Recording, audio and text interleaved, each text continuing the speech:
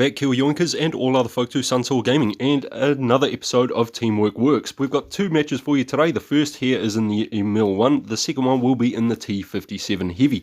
However, in this match we are on Fort Despair. You'll see off the start, one of our guys wants to go to the right, but myself and I believe the Progetto on my team are basically the ones that make the decision of where the team is going to go. He starts shooting high out to the left there, over towards where spawn A would be, cap A, for supremacy, and I also start heading this way because I want to get into that hull down position over by the main base flag.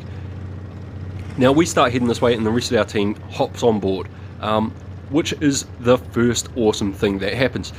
Now, not often will you have a team that will hop on board. Normally if I go this way, the two other heavies will still go out towards C base through the back of the fortress there, and you know, you get a really sort of split team. But that's not what happens here. I've got a TD behind me, I've got a heavy behind me, I've got a couple of guys that are camping in the bush also behind me, but we do have a medium who has pushed up, which is the Progetto, and he is basically just keeping an eye on the outside. Now, you'll notice we've got the prototype in the city there. We do have an enemy Progetto on the outside, as well as the Super Pershing who could get shots out there, but my team, as you notice, are moving forward. They are reading the map, they are moving forward. Now I know there's guys behind me here, and I do take a shot. I probably should have pulled out a lot sooner than I did, but I waited too long. Now I do manage to pull myself out of there, and if I had died, this might not have been a very good match. But I get myself out. This Tiger, he's going to keep himself safe from the enemy by sitting where he is. I'm just going to pull over to the left. I'm going to get myself into another hold down position, and we're going to start firing on these guys that have gone around the flank. I'm not too worried about the Super Pershing and the T28 prototype at this point, because basically they're holding position. They're not going to move, and my teammates are flanking around onto them. And with that, we have cleared our first tank, well, second tank for the team, but my first tank, the IS, is now dead. Worrying about the Tiger P there, and a VK comes in, so I'm just going to pop the speed boost there and just sort of pull back and get myself in behind another hull down ridge.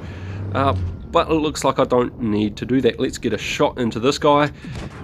And I mean, while he's there, we've got tank destroyers on the outside who are able to shoot at him when they're not shooting at the Super Pershing. Now I am going to back up here, and as I do that I spot the T43, so I'm just going to stop, and luckily for me he fires an HE round, and because I stopped it bounces off the IS-3. So thank you for soaking up that damage for me, IS-3. Now you can see we have medium tanks that have flanked back around to deal with the VK that I'd shot at. Now I mean, it doesn't get much better than this for team situational awareness. These guys done a really good job positioning themselves on the map, repositioning themselves on the map, and all in all, just putting out an amazing team gameplay, which, you know, it's rare, especially nowadays. We didn't lose a single tank in this match, and that worked out really well. So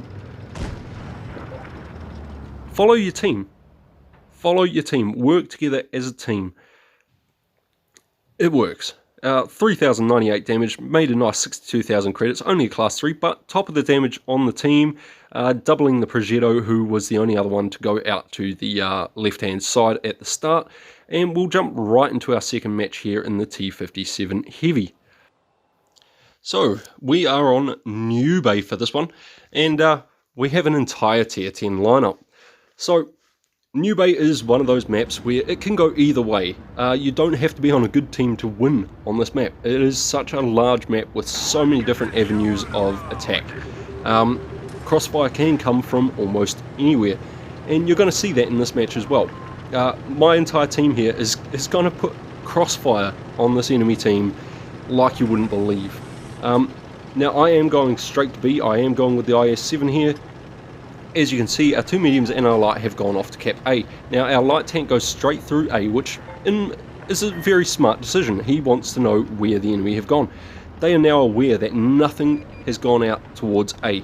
He does capture a couple of the guys that are back in spawn, and just to let the IS-7 know that I was heading this way, I did turn around early on that cap, so as he doesn't expect me to be pushing out into the field with him. Now, you can see our Jagdpanzer E100 is repositioning, he's flanking around. We're gonna pop into this avenue, and I do like this little channel just for some early cross shots on guys, like this IS-7. Now, I do take a nasty shot from him there. He does damage my ammo rack, but I managed to track him, put some damage in, and I hit his track wheel again. Unfortunately, that third shot did not do any damage to him. But good trading there, good trading on my part, and a very, very nice bounce there from the IS-7. Thank you for hitting my upper glacial. And this is where it gets interesting. This VK-72, I'm just going to pop his track wheel. He now can't move. He's going to try and come for me, I'm going to track him again, and that's what you need to do in the T-57 Heavy as well, guys. Now, if you look at the minimap, you'll see where my team is, and exactly what's happening. We are just absolutely surrounding these guys. And every single shot I try to put into these tanks, I'm going for the track shots. I'm just delaying them in the open channels for my team to really punish them. We're just going to flank back around here and go for this E100. We've got enough tanks that are coming in behind them that I can make this push. Now, I do rush this shot here and I get a bounce, but he also bounces me, which is awesome. So we're just going to put our last 2 shells into the lower plate of this E100 and back up out of danger while we reload. Now, you can see my entire team is now focused on the E100 here and the 183 Death Star. So I'm just going to pull forward while I'm still on my reload here because I've got the time before I get into position. There goes the E100. Now, this Death Star, he is looking at me. So there's no point in me taking a hit, not with all my teammates around. So the longer he's looking at me, the safer my teammates are. And I can just let them farm the damage off of them. And this is good teamwork. This is good teamwork.